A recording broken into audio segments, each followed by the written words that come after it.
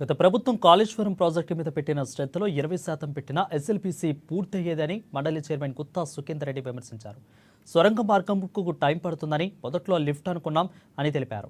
ఇక రేవంత్ రెడ్డి ప్రభుత్వం ఎస్ఎల్పీసీని వచ్చే 3 ఏళ్లలో పూర్తి చేయాలని చూస్తుందని అన్నారు. ప్రమాదాన్ని ప్రమాదంలాగా చూడాలని, రాజకీయం చేయొద్దని అన్నారు.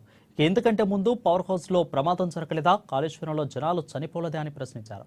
ఎస్ఎల్పీసీ ఎందుకు ఆలస్యం ఎందుకైందో కూడా మాజీ మంత్రి హరీష్ రావుకు తెలుసునని గుత్తా చెప్పుకొచ్చారు. టేకప్ చేసింది 2005లో సొరంగ మార్గం.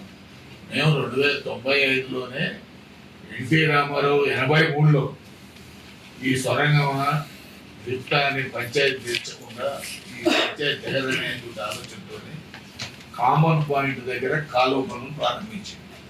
కామన్ పాయింట్ దగ్గర సొరంగం వచ్చినా నీళ్ళు ఆడనే కలుస్తాయి, లిఫ్ట్ అయినా నీళ్ళు ఆడనే కలుస్తాయి అనేది కామన్ పాయింట్ పెట్టి అక్కంపల్లి దగ్గర ఆయన శంకుస్థాపన 83 ఆయన ముఖ్యమంత్రి.